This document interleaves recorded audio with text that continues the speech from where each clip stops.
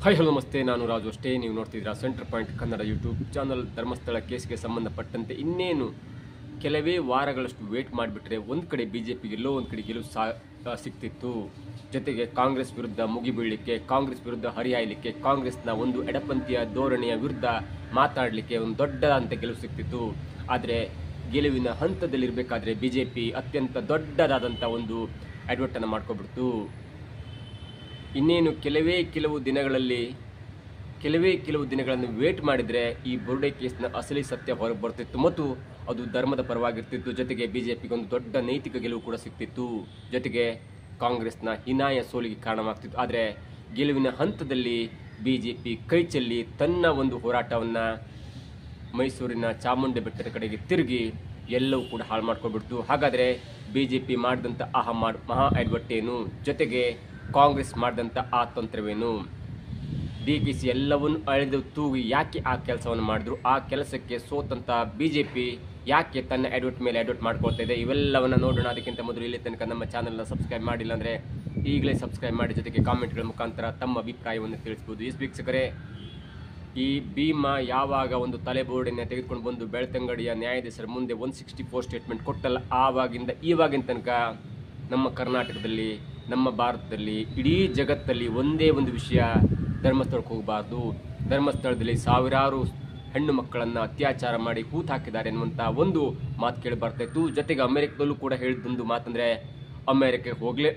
ಭಾರತಕ್ಕೆ ಹೋಗಲೇಬೇಡಿ, ಅದರಲ್ಲೂ ಧರ್ಮಸ್ಥಳಕ್ಕೆ ಹೋಗ್ಬೇಡಿ, ಅಲ್ಲಿ ಹೆಣ್ಣು ಮಕ್ಕಳ ಅತ್ಯಾಚಾರ ಮಾಡಿ ಹೂತು ಹಾಕ್ತಾರೆ ಎನ್ನುವಂಥ ಒಂದು ಸುದ್ದಿ ಅಮೆರಿಕದಿಂದ ಬಂದಿತ್ತು. ಜರ್ಮನ್ದಲ್ಲಿ ಕೂಡ ದೊಡ್ಡ ಸುದ್ದಿ ಆಯಿತು. ಪಾಕಿಸ್ತಾನ, ಅಲ್ ಜಜೀರಾ, ಪಾಲಿಟಿಕ್ಸ್ ಎಲ್ಲ ಚಾನಲ್ಗಳು ಕೂಡ ಧರ್ಮಸ್ಥಳದ ಹತ್ಯಾಕಾಂಡದ ಬಗ್ಗೆ ದೊಡ್ಡ ಚರ್ಚೆ ಆಯಿತು ಮತ್ತು ಆ ದೊಡ್ಡ ಚರ್ಚೆಯನ್ನು ಬಿಜೆಪಿ ಕೂಡ ಸೀರಿಯಸ್ ಆಗಿ ತೆಗೆದುಕೊಂಡು ಒಂದು ಹೋರಾಟವನ್ನು ಮಾಡ್ತು. ಜೊತೆಗೆ ತಂಡ ನೋಡಿ ಒಂದು ಬುರ್ಡೆಯನ್ನು ತೆಗೆದುಕೊಂಡು ಬಂದ ನಂತರ ಆ ಬುರ್ಡೆಯನ್ನು ಎಪಿಸಲ್ಲಿ ಕಳಿಸ್ಬೇಕಿತ್ತು ಮತ್ತು ಬುರ್ಡೆಯ ಸತ್ಯಾಸತ್ಯ ಬಗ್ಗೆ ಒಂದು ತನಿಖೆ ಆದ ನಂತರ ಮುಂದಿನ ಈ ಸಮಾಧಿ ಅಗೆಯುವಂಥ ಕೆಲಸ ಅಥವಾ ಎಕ್ಸಿಬಿಷನ್ ಮಾಡಬೇಕಿತ್ತು ಕಾಂಗ್ರೆಸ್ನವರು. ಆದರೆ ನೇರವಾಗಿ SIT ತಂಡ ಯಾವುದೊಂದು ಹೋರಾಟಕ್ಕೆ, ಯಾವುದೋ ಒಂದು ಸಂಘಗಳ ಅಥವಾ ಎಡಪಂಥರ ಒಂದು ಹೋರಾಟಕ್ಕೆ ಮಣಿದು ಅಥವಾ ಅವರ ಮಾತಿಗೆ ಮಣಿದು SIT ತಂಡ ರಚನೆ ಮಾಡ್ತು.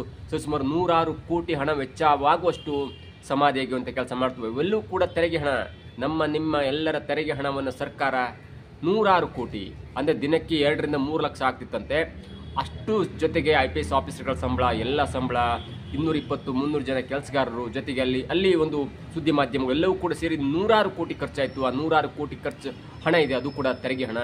ಇವೆಲ್ಲವನ್ನು ಇಟ್ಕೊಂಡು ತನಿಖೆ ಮಾಡ್ತಾ ಇರುವಾಗ ಒಂದೊಂದು ಸತ್ಯ ಹೊರಗೆ ಬಂತು. ಅಲ್ಲಿ ಯಾವುದೋ ಒಂದು ಬಾಡಿ ಸಿಕ್ಕಿಲ್ಲ. ಜೊತೆಗೆ ಬಿಜೆಪಿಗೆ ಮತ್ತು ಧರ್ಮಸ್ಥಳಕ್ಕೆ ಒಂದು ನೈತಿಕ ಬೆಂಬಲ ಬಂತು ಮತ್ತು ಬಿಜೆಪಿಯವರು ಸರ್ಕಾರದ ವಿರುದ್ಧ ಒಂದು ಹೋರಾಟವನ್ನು ಮಾಡ್ತಿದ್ರು. ಎಲ್ಲೋ ಸರ್ಕಾರಕ್ಕೆ ಒಂದು ಕಡೆ ಅನಿಸ್ತು, ಇಲ್ಲ ನಾವು ಮಾಡಿದಂಥ ಕೆಲಸ ಎಲ್ಲೂ ಅಡ್ವರ್ಟ್ ಆಗ್ತಿದೆ, ಯಾವುದೋ ಒಂದು ಬಾಡಿ ಸಿಗ್ತಾ ಇಲ್ಲ ಅನ್ನೋ ಕಾರಣಕ್ಕಾಗಿ ಬಿಜೆಪಿಯ ವಿರುದ್ಧ ಹೋರಾಡಲಿಕ್ಕೆ ಕಾಂಗ್ರೆಸ್ ಮತ್ತೊಂದು ತಂತ್ರವನ್ನು ಮಾಡಿತು. ಆ ತಂತ್ರಕ್ಕೆ ಬಲಿಯಾದಂಥ ಬಿಜೆಪಿ, ಆ ತಂತ್ರಕ್ಕೆ ಮರುಳಾದಂಥ ಬಿಜೆಪಿ ತನ್ನ ಒಂದು ಹೋರಾಟವನ್ನು, ಅಂದರೆ ಈ ಧರ್ಮಸ್ಥಳದ ಹೋರಾಟವನ್ನು ಅಥವಾ ಈ ಭೀಮನ ತಲೆಬುರುಡೆ ಕೇಸ್ನ ವಿರುದ್ಧವಾಗಿ ಹೋರಾಡಬೇಕಿದ್ದಂಥ ಬಿಜೆಪಿ ತನ್ನ ನಿಲುವನ್ನು ಶಿಫ್ಟ್ ಮಾಡಿ ಮೈಸೂರು ದಸರಾ ಕಡೆ ತಿರುಗಿಬಿಡ್ತು. ನೋಡಿ ಎಂಥ ತಂತ್ರವನ್ನು ಕಾಂಗ್ರೆಸ್ ಉಪಯೋಗಿಸ್ಕೊಳ್ತು.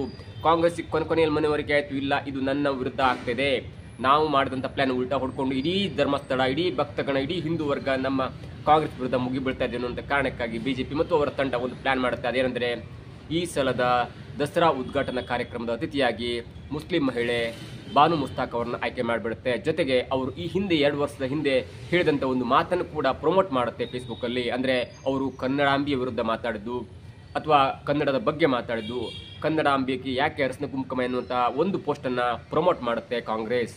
ಯಾಕಂದರೆ ಅದು ವಿವಾದವಾಗಲಿ ಅನ್ನುವ ಕಾರಣಕ್ಕಾಗಿ ಅದನ್ನು ಅರೆಯದಂಥ ಈ ದಡ್ಡ ಬಿಜೆಪಿ ಇದೆಯಲ್ಲ, ಅದರ ಅರಿಯಂಥ ಈ ದಡ್ಡ ಬಿಜೆಪಿ ಅಥವಾ ಸಂಘಟನೆ ಇಲ್ಲದಂಥ ಬಿಜೆಪಿ ಅಥವಾ ಒಳ ಜಗಳದಿಂದ ಕೂಡಿರುವಂಥ ಬಿಜೆಪಿ ಅದಕ್ಕೆ ಮರುಳಾಗಿ ನೇರವಾಗಿ ವಾಗ್ದಾಳಿ ಮೇಲೆ ವಾಗ್ದಾಳಿ ಮಾಡುತ್ತೆ. ಪ್ರತಾಪ್ ಸಿಂಹ ಆಗಿರ್ಬೋದು, ಆರೋಸಕ್ ಆಗಿರ್ಬೋದು, ಎಲ್ಲರೂ ಕೂಡ ಇಡೀ ಬಿಜೆಪಿ, ಅದರಲ್ಲೂ ಆರೋಸಕ್ ಆಗಿರ್ಬೋದು, ವಿಜಯೇಂದ್ರ ಆಗಿರ್ಬೋದು, ಎಲ್ಲ ಬಿಜೆಪಿ ನಾಯಕರು ಬಾನು ಮುಸ್ತಾಕ್ ಅವರ ವಿರುದ್ಧ ವಾಗ್ದಾಳಿ ಮಾಡ್ತಾರೆ. ಅಷ್ಟಕ್ಕೆ ಕಾಂಗ್ರೆಸ್ಗೆ ಅತ್ಯಂತ ದೊಡ್ಡ ಗೆಲುವಾಗುತ್ತೆ. ಯಾಕಂದರೆ ಧರ್ಮಸ್ಥಳ ಕೇಸ್ನಲ್ಲಿ ಸೋಲು ಅನುಭವಿಸುವಂಥ ಸ್ಥಿತಿಯಲ್ಲಿರುವಾಗ, ಅದನ್ನು ನೈತಿಕ ಜವಾಬ್ದಾರಿಯನ್ನು ಹೊತ್ಕೊಳ್ಬೇಕಾದಂಥ ಪರಿಸ್ಥಿತಿ ಇರುವಾಗ ಇಡೀ ಬಿಜೆಪಿ ನಾಯಕರು ಧರ್ಮಸ್ಥಳ ಹೋರಾಟವನ್ನು ಬಿಟ್ಟುಕೊಂಡು ಈಗ ಮೈಸೂರಿನ ಚಾಮುಂಡಿ ಬೆಟ್ಟದಲ್ಲಿ ಮೈಸೂರಿನಲ್ಲಿ ನಡೆಯುವಂಥ ದಸರಾ ಉದ್ಘಾಟನಾ ಕಾರ್ಯಕ್ರಮದ ಅತಿಥಿಯ ಬಗ್ಗೆ ವಾಗ್ದಾಳಿ ಮಾಡಲಿಕ್ಕೆ ಶುರು ಮಾಡಿದ್ರು.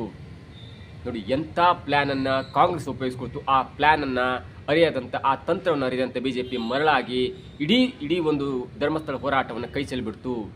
ನೋಡಿ, ಹೋರಾಟ ಹೇಗಿರಬೇಕಂದ್ರೆ ಅದು ಸಂಘಟನೆ ಮುಖಾಂತರ ಇರಬೇಕು ಮತ್ತು ಸಬ್ಜೆಕ್ಟ್ ವೈಸ್ ಇರಬೇಕು. ಯಾವತ್ತೂ ವ್ಯಕ್ತಿಗತವಾಗಿ ಹೋರಾಟ ಇರಬಾರ್ದು. ಇಲ್ಲಿ ಧರ್ಮಸ್ಥಳ ವಿಷಯದಲ್ಲಿ ಅನೇಕ ಸಬ್ಜೆಕ್ಟ್ಗಳಿದ್ವು. ತಲೆಬೋಡೆ ಇತ್ತು, ಕೊಲೆ ಇತ್ತು, ಸಮಾಧಿ ಆಗುವಂಥ ಕೆಲಸ ಇತ್ತು, ಎಲ್ಲವೂ ಕೂಡ ಹೋರಾಟ ಪ್ರತಿಫಲವಾಗಿತ್ತು. ಅಲ್ಲಿ ಹಣ ಸಿಗಬೇಕಿತ್ತು, ಯಾವುದು ಸಿಗಲಿಲ್ಲ, ಅಲ್ಲೆಲ್ಲ ಸಬ್ಜೆಕ್ಟ್ ಇತ್ತು. ಆದರೆ ಆ ಸಬ್ಜೆಕ್ಟನ್ನು ಬಿಟ್ಟು ಕೇವಲ ವ್ಯಕ್ತಿಗತವಾಗಿ ಹೋರಾಟ ವಾಗ್ದಾಳಿಯನ್ನು ಮಾಡಿಕೊಂಡು, ಅಂದರೆ ಇಲ್ಲಿ ಕೇವಲ ಒಂದು ವ್ಯಕ್ತಿ ಇತ್ತು, ಅಂದರೆ ಬಾನು ಮುಸ್ತಾಕ್ ಎನ್ನುವಂಥ ಬೂಕರ್ ಪ್ರಶಸ್ತಿ ವಿಜೇತೆ ಒಂದು ವ್ಯಕ್ತಿತ್ವ ಇತ್ತು. ಹಾಗಾಗಿ ಇವರೆಲ್ಲ ಸಬ್ಜೆಕ್ಟನ್ನು ಬಿಟ್ಟುಕೊಂಡು ಕೇವಲ ವ್ಯಕ್ತಿಗಳಿಗೆ ಬಂದು ಮಣೆ ಹಾಕಿ ಅವರ ವಿರುದ್ಧ ಹೋರಾಡಲಿಕ್ಕೆ ಹೋಗಿ ಕಾಂಗ್ರೆಸ್ ಮಾಡಿದಂಥ ತಂತ್ರಕ್ಕೆ ಬಲಿಯಾದಂಥ BJP ಏನೂ ಅರಿಯದೆ ಒಂದು ದೊಡ್ಡ ಹೋರಾಟವನ್ನು ಕೈ ಚೆಲ್ಕೊಂಡು ಕೂತ್ಕೊಂಡ್ಬಿಟ್ಟಿದೆ. ನೋಡಿ, ವಾಲ್ಮೀಕಿ ಹಗರಣ ಕಾಂಗ್ರೆಸ್ ಕೊಡ್ತು ಹೋರಾಟ ಮಾಡಿ ಅಂತ, ಅಲ್ಲೂ ಕೈ ಚೆಲ್ಕೊಳ್ತು. ಮೂಢ ಹಗರಣ ಕೊಡ್ತು, ಅಲ್ಲೂ ಕೈ ಚೆಲ್ಕೊಳ್ತು. ಜೊತೆಗೆ ಅತ್ಯಂತ ದೊಡ್ಡ ಒಂದು ಅಪರಾಧ ಎನ್ನುವಂಥ ಈ ಧರ್ಮಸ್ಥಳ ತಲೆಬುರುಡೆ ಕೇಸನ್ನು ಕೂಡ ಕೊಟ್ಟಾಗ BJP ಯಾವ ಲೆಕ್ಕದಲ್ಲೂ ಹೋರಾಟ ಮಾಡಬೇಕಿತ್ತಲ್ಲ ಅದನ್ನು ಕೂಡ ಹೋರಾಟ ಮಾಡದೆ ಕೈ ಚೆಲ್ ಕೂತ್ಬಿಡ್ತು. ಇವೆಲ್ಲವನ್ನು ನೋಡ್ತಾ ಇದ್ರೆ ಎಲ್ಲೋ ಒಂದು ಕಡೆ ಈ ಧರ್ಮ ಮತ್ತು ಹಿಂದೂ ಮತ್ತು ಮುಸ್ಲಿಂ ಧರ್ಮದ ನಡುವೆ ತಂದಿಡುವಂಥ ಯೋಜನೆ ಇತ್ತಲ್ಲ ಕಾಂಗ್ರೆಸ್ನು, ಅದು ಬಹುಶಃ ಅಕ್ಷರಶಃ ಒಂದು ಸಕ್ಸಸ್ ಆಯಿತು. ಮತ್ತು ಇದೀಗ ತನ್ನ ಮೈ ಮೇಲೆ ಬರಬೇಕಾದಂಥ ಒಂದು ಆಪಾದನೆ, ಹಿಂದೂ ಧರ್ಮದ ವಿರುದ್ಧವಾಗಿ ಆಗ್ತಾ ಇರುವಂಥ ಆಪಾದನೆಯನ್ನು ಡೈವರ್ಟ್ ಮಾಡಿ ಇದೀಗ ಬಾನು ಮುಸ್ತಾಕ್ ಎನ್ನುವಂಥ ಮುಸ್ಲಿಂ ಮಹಿಳೆಯನ್ನು ಉದ್ಘಾಟಕರಿಗೆ ಆಯ್ಕೆ ಮಾಡಿ ಅಲ್ಲಿ ಗೊಂದಲ ಸೃಷ್ಟಿ ಮಾಡಿ ಸಂಪೂರ್ಣ ಒಂದು ಸಬ್ಜೆಕ್ಟನ್ನು, ಅಂದರೆ ಧರ್ಮಸ್ಥಳ ಸಬ್ಜೆಕ್ಟನ್ನು ಈ ಕಡೆ ತಿರುಗುವಂತೆ ಮಾಡಿದ್ದಿಲ್ಲ, ಅದು ಕಾಂಗ್ರೆಸ್ನ ಒಂದು ಹೆಗ್ಗಳಿಕೆ ಅಂತ ಹೇಳ್ಬೋದು. ಅದು ತಂತ್ರ ಇರ್ಬೋದು, ಕುತಂತ್ರ ಇರ್ಬೋದು. ಆದರೆ BJPಗೆ ಅದನ್ನು ಅರಿವೇ ಆಗಲಿಲ್ಲ. ಹಿಂದೂ ಮುಸ್ಲಿಂ ಅನ್ನುವಂಥ ಒಂದು ಸಬ್ಜೆಕ್ಟ್ ಇಟ್ಕೊಂಡು ಇಡೀ ಧರ್ಮಸ್ಥಳ ಕೇಸನ್ನು ಡೈವರ್ಟ್ ಮಾಡುವಲ್ಲಿ ಕಾಂಗ್ರೆಸ್ ಅತ್ಯಂತ ಸಫಲವಾಯಿತು. ಹೀಗೆ ನೋಡಿದ್ರೆ ಯಾವುದೇ ಒಂದು ಹೋರಾಟ ಅದು ಕಾರ್ಯಕರ್ತರ ಮುಖಾಂತರ ಇರಬೇಕು ಮತ್ತು ಸಬ್ಜೆಕ್ಟ್ ವೈಸ್ ಇರಬೇಕು ಮತ್ತು ಗ್ರೌಂಡ್ ಲೆವೆಲ್ ಇದ್ದರೆ ಮಾತ್ರ ಅದು ಸಕ್ಸಸ್ ಆಗುತ್ತೆ. ಈ ಹಿಂದೆ ಅನೇಕ ರಾಜಕೀಯ ಪಕ್ಷಗಳು ಉದ್ಭವ ಆಗಿದ್ದು ಕೂಡ ಸಂಘಟನೆ ಮುಖಾಂತರ, ಯಾವುದು ಕೂಡ ವ್ಯಕ್ತಿತ್ವದ ಮುಖಾಂತರ ಆಗಿಲ್ಲ. ಆ ನಂತರ ವ್ಯಕ್ತಿ ಬರುತ್ತೆ. ಇವೆಲ್ಲವನ್ನು ನೋಡ್ತಾ ಇದ್ರೆ ಕಾಂಗ್ರೆಸ್ ಅಥವಾ DK ಶಿವಕುಮಾರ್ ಒಂದು ಪ್ಲಾನ್ ಮಾಡ್ಕೊಂಡು ನಿಂತಿದೆ. ಈಗಾಗಲೇ ಅನೇಕ ಕಡೆ ಹೇಳ್ತಾ ಇದ್ರು JDSನ ಮುಗಿಸ್ಬಿಡ್ತೀವಿ ಅಂತ. ಇನ್ನು ಮುಂದೆ ನೋಡಿದ್ರೆ ಈ ಕಾಂಗ್ರೆಸ್ನ ತಂತ್ರ ನೋಡಿದ್ರೆ BJPನೂ ಒಂದು ಕಡೆ ಮುಗಿಸುವಂಥ ಹಂತಕ್ಕೆ ಹೋಗ್ತಾರೆ ಅನ್ನುವಂಥ ಒಂದು ತಂತ್ರ ಹಣ್ಣದಂಗಾಗಿದೆ. ಯಾಕಂದರೆ ಯಾವುದೇ ಒಂದು ಪಕ್ಷ ಮುಗಿಸಬಾರ್ದು ಮತ್ತು ಪಕ್ಷ ಮುಗಿಸ್ಲಿಕ್ಕೆ ಆಗ್ಲಿಕ್ಕೂ ಇಲ್ಲ. ಆದರೆ ಈ BJP ಅವರ ನಡೆ, ಅವರ ಒಳ ಜಗಳ ಎಲ್ಲವನ್ನು ನೋಡ್ತಾ ಇದ್ರೆ ಎಲ್ಲೂ ಕೂಡ ಒಂದು ಮೂಗ್ದಾರ ಇಲ್ಲ. ಯಾವುದೋ ಒಂದು ಸಬ್ಜೆಕ್ಟ್ ಇಟ್ಕೊಂಡು ಅದನ್ನು ಕೊನೆ ಆಗುವವರೆಗೂ ಒಂದು ವೇಟ್ ಮಾಡಿದರೆ BJPಗೆ ಅಕ್ಷರಶಃ ಅಥವಾ ಭಾಗಶಃ ಒಂದು ಗೆಲುವು ಸಿಗ್ತದೆ ಧರ್ಮಸ್ಥಳ ವಿಷಯದಲ್ಲಿ. ಆದರೆ ಕೊನೆ ಹಂತದಲ್ಲಿ ನರ್ವಸ್ 90 ಅಂತಾರಲ್ಲ, ಆ ಹಂತದಲ್ಲಿ ಒಂದು ಧರ್ಮಸ್ಥಳ ಕೇಸನ್ನು ಬಿಟ್ಟು ಈ ಕಡೆ ಶಿಫ್ಟ್ ಆಗಿದೆಯಲ್ಲ, ಅಂದರೆ ವ್ಯಕ್ತಿಗತವಾಗಿ ಶಿಫ್ಟ್ ಆಗಿ ಹಿಂದೂ ಮತ್ತು ಮುಸ್ಲಿಂ ಈ ಧರ್ಮದ ವಿರುದ್ಧ ಕಚ್ಚಾಡ್ತಿದೆಯಲ್ಲ, ಅದು ಈಗ BJPಗೆ ಬೆಲೆ ತೆರಲಾರದಂಥ ಒಂದು ದೊಡ್ಡ ಸಂಕಷ್ಟವಾಗಿ ಮಾರ್ಪಟ್ಟಿದೆ. ಇನ್ನು ಮುಂದಾದರೂ ಕೂಡ BJP ಯಾವುದಾದ್ರೂ ಒಂದು ಸಬ್ಜೆಕ್ಟ್ ಇಟ್ಕೊಂಡು ಅದನ್ನೇ ಕೊನೆಗಾಣಿಸ್ಬೇಕು ಹೊರತು, ಯಾವುದೋ ಒಂದು ಬಂತು ವೈರಲ್ ಆಯಿತು, ಆ ಸ್ಟೇಟ್ಮೆಂಟ್ ವೈರಲ್ ಆಯಿತು ಅನ್ನೋದು ಹೇಳಿಕ್ಕಿದಿಲ್ಲ. ಈ ವಿಚಾರಣೆಗಳು, ಹೇಳಿಕೆಗಳು ಯಾವುದೇ ಮಾಧ್ಯಮದಲ್ಲಿ ಹೋರಾಟ ಆಗಬಾರ್ದು. ಅದು ಗ್ರೌಂಡ್ ಲೆವೆಲ್ ಹೋರಾಟ ಆದ್ರೆ ಮಾತ್ರ ಅದು ಪಕ್ಷಕ್ಕೆ ಒಳ್ಳೆಯದಾಗುತ್ತೆ. ನೀವು ಮಾಧ್ಯಮದಲ್ಲಿ ಹೇಳಿಕೆ ಕೊಟ್ಟಾಗ 1,000 ಲೈಕ್ಸ್ ಬಂತು, 1 ವ್ಯೂಸ್ ಬಂದು ಅಂದ ಕೂಡಲೇ ನೀವು ದೊಡ್ಡ ಹೋರಾಟಗಾರ ಆಗಲ್ಲ. ಹಾಗೆ ನೋಡಿದ್ರೆ ರೀಲ್ಸ್, ಇನ್ಸ್ಟಾಗ್ರಾಮಲ್ಲಿ ಕೋಟಿ ವ್ಯೂಸ್ ಬರುತ್ತೆ, ಅವರೆಲ್ಲರೂ ಕೂಡ ಹೋರಾಟಗಾರ ಆಗಲ್ಲ. ಹಾಗಾಗಿ ಇನ್ನು ಮುಂದಾದರೂ ಕೂಡ BJP ಯಾವ ಒಂದು ಹೋರಾಟವನ್ನು ಕೈ ತೆಗೆದುಕೊಂಡ್ರೆ ಅದು ಅಂತ್ಯ ಕಾಣುವವರೆಗೂ ಕೂಡ ಹೋರಾಟವನ್ನು ಮುಗಿಸಲಿಲ್ಲ ಅಂದರೆ BJPಗೆ ಇನ್ನು ಮುಂದೆ ದೊಡ್ಡ ಸಂಕಷ್ಟ ಎದುರಾಗಲಿದೆ. ಇದಾಗುತ್ತೆ ಇವತ್ತಿನ ವಿಶೇಷ. ನೋಡ್ತಾ ಇರಿ centre point Kannada YouTube channel.